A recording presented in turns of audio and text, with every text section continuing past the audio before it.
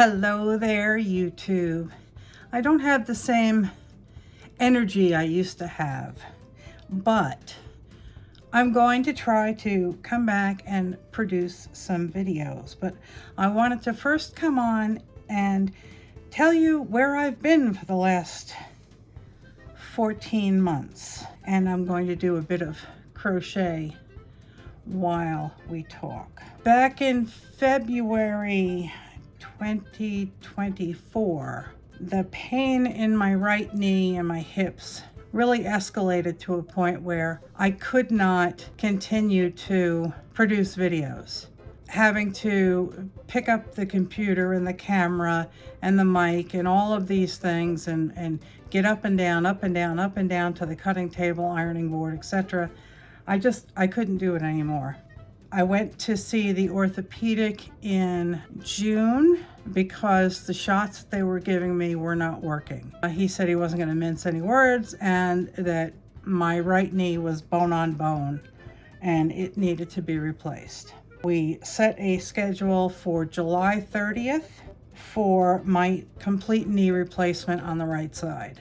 I was adjusting, getting used to the pain, trying to move forward. My house was filled with equipment. I had these sedentary motorized things that would move my leg for me, and I had PT and the whole 9 yards. I'm sure many of you have been there and done that. About a week or so after I came home, my leg got very swollen, very hot, and very red. So I went back to the hospital, and I was in the hospital with a nasty infection, which I pretty much figured out I would probably have anyway. So I was on IV antibiotics, all that kind of stuff for a week in the hospital. So then I came home, and it was mid-August, and Sanjay came down here the Saturday before my surgery. He stayed here with me all summer for our anniversary. That was August 28th. And we had been married for 25 years and we wanted to renew our vows. So I did actually make it to church for that. And Evan remarried us.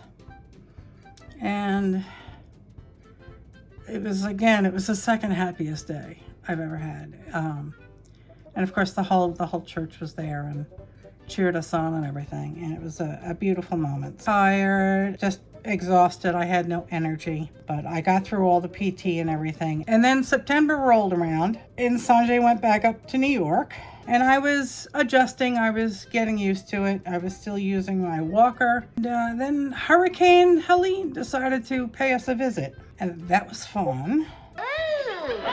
I will put together a video and show you all the damage.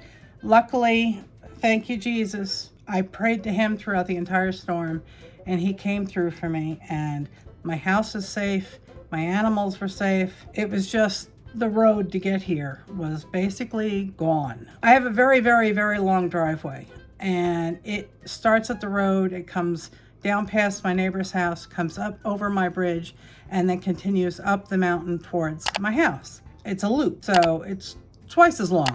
And that driveway was gone. My bridge, which I had replaced the year prior, thank you, Chad Phipps, the bridge survived. Everything around the bridge was gone. So I was stuck here for 8 days with no power. And then it still took me, I guess, another 2 weeks that I got power back. It was kind of sporadic. Chad Phipps, who did my bridge, he showed up here the day after the hurricane with his equipment because 2 days prior to the storm, I was just remarking that on Facebook that Chad Phipps did such a fantastic job with the bridge. If we were going to get any damage, it would have been, everything but the bridge. And I was pretty much spot on. My road was gone. My neighbor's road that goes past her house, that is a shared driveway from my bridge to the road. That was gone. Her culverts were destroyed. And there was a big gaping hole between the shared driveway and the actual road. So he showed up 2 days after the hurricane with all of his equipment. I saw your comment on Facebook and I couldn't sit here and wonder if you were okay. So I'm glad I brought all my equipment and showed up because you need help. The shared driveway around my bridge was gone, and the shared driveway for the most part between where my property line ends and my neighbor's culvert, that was gone. That work lasted for, I think, 3 weeks. Ashe County was extremely hard hit from the hurricane. There are still people all this time later that are still living in tents and in borrowed trailers, etc. Much of the town of Lansing was underwater. I don't know who it was. I was talking to somebody and they said that they saw a photo on Facebook of a woman with the water up to her neck. The problem is she was on top of the stove in the kitchen of our fire department. The folks on the other side of the road in the town were completely destroyed. Our little grocery store was wiped out, completely wiped out. I mean, the building still remained. Sanjay came back down as soon as the road was passable. Now, I live just off the New River. The bridge that goes over the New River, that's about a mile from my house, and is one of the only 2 ways to get out. There was a massive hole in the road between me and the bridge. We had to wait before Sanjay could come back down, but he did. He came back down and he stayed with me for, I think, basically the whole month of October. And unfortunately, then he had to go back to New York. I was still healing, still trying to get around. Things were still, getting put back together here. And I started not to feel so well. And neither me or Sanjay really paid any attention to it until the first, I'd say a week and a half into November. I slept for 3 days. I didn't get out of bed. And finally on Sunday, Sanjay called me and yelled at me and told me to get up. So I did. I got up and I made my way to the bathroom. I gave the cats some food and then I fell and I didn't have the strength to get up. Sanjay called Evan, my pastor and good friend, who we've just so in love with the Rotens. They are such good people and I would die for them. I truly would. So Evan called his mom, who is a retired RN, and his father, and they came over here and they also live on Deep Ford. So they came down here and picked me up off the floor. And I was pretty okay. I took the chickens some food and water, I believe. I came back to the house and promptly went right back to sleep. And the next day I slept a lot and I tried to get up and I fell. Got myself back up and I fell. Slept for a while and I was able to get back up. And then the third and final time I fell and I could not get back up. I had no strength. So mind you, this is going on 4 days now that I basically slept or fell. So Sanjay, obviously was in New York and he looked up the phone number for the local rescue, the ambulance, and he called them. He stayed on the phone with me and he was on the phone with them, and the ambulance came. They packed me up and they took me to our local community hospital. I was admitted and in a room within an hour. I had severe pneumonia and I didn't know it. Had no idea. The doctor said that she had never seen such a bad lung and she wasn't sure if I was going to make it. Oh boy. As I was in the ambulance, Sanjay was throwing things in the car in New York and he started driving down. He got here and he took care of the animals and then he came to the hospital and the doctor said that she wasn't sure if I was going to make it because her words were, I never saw a lung that bad. Luckily it was only on one side, it was on the left side. So I was in the hospital, I think 5 or 6 days, and then I came home, and I am very foggy on what transpired back then. I think after I was home and able to get around, he went back to New York because he was going to turn around and come back down for Thanksgiving. Normally he comes down here for Thanksgiving, and then if he's got a lot of vacation time, he'll basically stay here until January 1st. I think he went back to New York. Of course, calling me every 5 minutes to make sure I was still okay. And I was getting there. I had absolutely no energy. And since this has happened, I have no get up and go, because it got up and it left. And it said, I'm not coming back. It's very, very difficult for me to get anything done because I get very tired easily. The holidays came and went, and Sanjay went back up to New York on January 1st. Then we had the bitter, bitter cold, the winds. It's always breezy here because we're on a mountain, so the air kind of zooms up the mountain. And on January 12th, I was trying to make my way to the chickens to feed them and give them water, and I fell, and I landed hard. And I mean, I landed hard, and the ground was solid rock. It was probably 4 or 5 inches of ice, and it was all packed down very tightly. The whole area by the gate for the chicken run was solid ice, and I fell, and I landed very, very hard, and I landed directly on my right knee, which was the one I just had replaced. My ankle, I heard crunch, and it made some very ugly noises. I laid there for 45 minutes in the brutal cold. I could not get up, and I told myself I don't have a choice. Either I get up or I freeze to death. Jesus gave me a helping hand, and I was able to get up. And the pain was,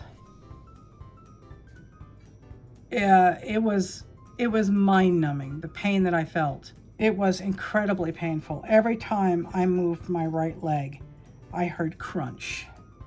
And the pain was just shooting up the leg. It was just some of the most intense pain I've ever felt in my life. It hurt so bad. And I had a suspicion that I may have broken it. Because of the hurricane and road closures and everything else, and the bad weather and the freezing and all of this, church on that Sunday had been delayed until 2 o'clock, and I fell around about 2 o'clock. Service lasts for about an hour, and then there's fellowship at the front door as we all leave. It started at 2, and it was a little after 2 when I fell. So I sent Evan a text message and a phone message telling him that I fell, and I'm concerned that I may have broken something, and can he please come take me to the ER. He didn't get that message until 4 o'clock. He came, and he took me to the ER, and we sat in the ER until about 12:30 in the morning. I finally, they were so overburdened.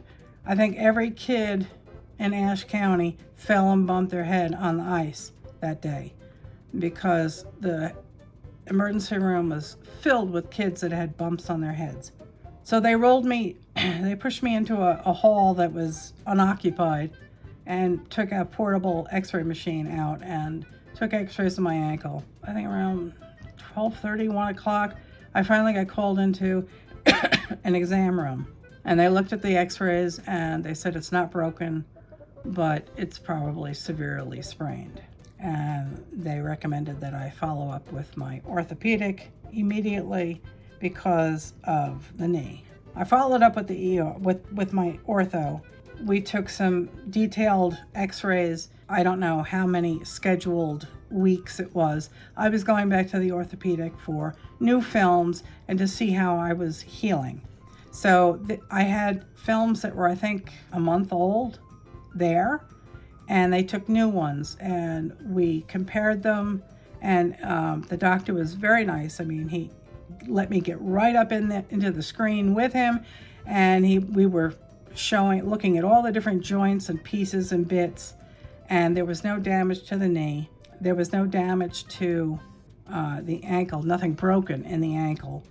But he said that based on the swelling and based on his hands-on exam, the 2 ligaments that go on the top edge of my foot were severely sprained. And he said that he could see some kind of like shadow swelling of the ligaments. I was put in a leg brace. I had this bad boy. So I had to wear that for 6 weeks. Problem was, when I put the thing on and tried to walk around, it aggravated my hips and my SI joints. And then I was in more pain. I wore it for about a week and I stopped. I couldn't handle it anymore. So I just stayed here. Luckily, Sanjay had gotten me Walmart Plus, so I was able to call for groceries and have them delivered. And the Rotens were all stopping by and checking on me to see if I was okay and if I needed anything. I kept going back to the ortho like every 3 weeks or so for checkups, and I finally admitted to him that I wasn't using the boot because it set off all the other pains. The ankle still hurts. The knee doesn't hurt. Whatever kind of cement they used, it was good stuff because nothing happened to the knee. But my ankle still hurts, and I still get pain, and I still have a limp, and I don't trust myself outside alone, so I'm still using the walker outside. I think that catches me up to the present. Pain shots, knee replacement, infection, hurricane, fall, and healing. I think so. I think that's it. Sanjay left here a couple of weeks ago to go back up to New York. I want to thank all my subscribers, even the new ones who I haven't met yet. Hello, how are you? I'm so happy you are here. Thank you, thank you, thank you. In the time that I stopped filming, and now I've gained 2,500 subscribers. So I'm so glad you're enjoying my content, and I will try and produce more. So stick around. Thank you. I've been doing a lot of crochet, as you can see. My first project is going to be crochet, and I'm going to introduce crochet because I enjoy it so much, and it's something I can do. It doesn't require getting up, getting down, getting up, getting down, ironing, pinning, cutting, all of that. This is like a V-neck, and I'm working on that. And I've modified this pattern. This pattern was I found in a video format somewhere. And I've kind of made changes to it and am making it my own. And I'm working on a sample right now. So this is like just a test sample. This is not going to be the complete sweater. It's going to have my favorite single crochet back loop only ribbing. It's nice and stretchy and it looks really nice and pretty. And then this is all half double crochet and it's done in the back loop. And then we have a V-neck, and I'm just working now to go back up. Again, this is a sample. It's not, obviously it's not going to fit anybody. I don't think it would fit a newborn. And I've used the wrong needle, the wrong hook size also. So, but this here is beautiful, beautiful, beautiful yarn. And this is what I'm going to be doing. We'll make it together. I don't know if I'll make it all in one video because I don't crochet like a bolt of lightning. I do a row or two, I put it down, I pick it up, I do another row or two, put it down. I do as much as I can. I don't know how many episodes it's going to take to get through the sweater, but I did want to let you know, and I will put out a short before the video, and I will let you know what I'm using for the project and the hook size, the yarn, etc., etc. And this way, if you want to crochet along with me and make yourself a sweater, then you can do that. You can use any yarn you want. I'm using the single crochet back loop only for the ribbing because it's nice and stretchy and it's very pretty. And this is half double crochet in the back loop only. So you get this nice ridge that you can see. It's done side to side, not top down or bottom up. It's a very interesting pattern and I like it, and I'm having fun making it my own pattern. I'm not a professional pattern maker, so I'm going to put out the instructions in a video and we can work on it together. One reason why I think crochet will do well on my channel is I'm a lefty. And I don't see a lot of left-handed crocheters online. I know that you can flip your video 180 and make it look like you're doing it left-handed, but it's not quite the same. And you can't put text on that because it's backwards. We'll work on it together. I think that, you know, being a lefty, I'll have a unique look on crochet, and we can have some fun with that. I've also started playing with a mini loom, and this is called a speed weave, and they come in different sizes and they're dirt cheap. They're the original ones from the 40s, 50s, and 60s were very, very sturdy and really nice, but they're for darning. People have been doing it to have fun making fancy patches on their clothing. And I mean, you can do hearts, you can do all sorts of things. So we'll do some videos on these because I do love to weave. And I also have another, let me get it. I also have this little tiny loom that is to shed. It's really adorable. It makes 4-inch patches. And I was thinking that we could have fun making little tapestries. There are other cheaper alternatives that you can use for this, or the speed weave, or even those old pot holder looms, the little, what is it, 5x5 inch? You can have fun with that. Do it on cloth and then sew the cloth into quilt blocks. But moving forward, I will not be doing big quilts anymore. I can't do it. My house is full of quilt tops that I will never ever quilt. As my channel grows, I'm going to be probably giving away the tops as prizes. I can't say RAFFLE or contest, I don't know. YouTube frowns on you doing things to get people to subscribe. They're supposed to subscribe just on your content. There will be giveaways and contests, and we'll just keep it between you and I. So those will get those quilt tops out of my hair. I would like to return to my small quilts. If you remember the milkweed quilt with the 3D butterfly and the 3D flower, we will be revisiting things like that because it's small. It doesn't require a ton of exercise to produce it. So I'd like to continue going in that route. And I hope, sincerely hope, that you will come along with me, stay with me, learn with me, let us enjoy each other's time again, because I have really, really missed you. There's been a huge hole in my heart. And I want to thank each and every one of my subscribers, because people were so alarmed by my disappearance. They actually called Evan.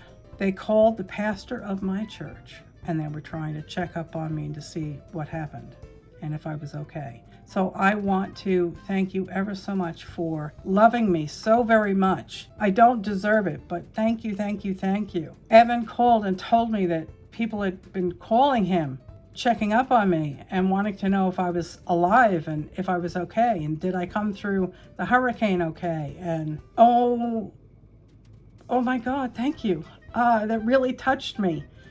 And I felt very, very guilty for disappearing. This is a very, very long video, and I apologize for that. I will try and edit it down and get it out to you. But I did want to pop on and tell you what happened and where I've been and basically the status of my channel moving forward. Again, I want to start doing left-handed crochet videos because I absolutely adore crochet. My biggest addiction in crochet is Tunisian, and you don't see left-handed Tunisian videos. I'd like to start doing some of those as well, and I can't do huge big productions anymore and big projects because they just exhaust me. I can't do it. Just walking out to the chickens and back, I'm exhausted. I'm going to be working smaller and smarter, just using things that are within reach instead of having to do the calisthenics anymore. Thank you for subscribing to my channel. Thank you for loving me, and you really touched me, and I thank Jesus every day for you and everyone else that I have in my life that loves me. I love you all very, very much. Thank you ever so much for being here, for subscribing, and for loving me and checking up on me and threatening to drive here and give me what for. So thank you. I love you all very, very much. God bless. Good night, Elizabeth. Good night, John Boy.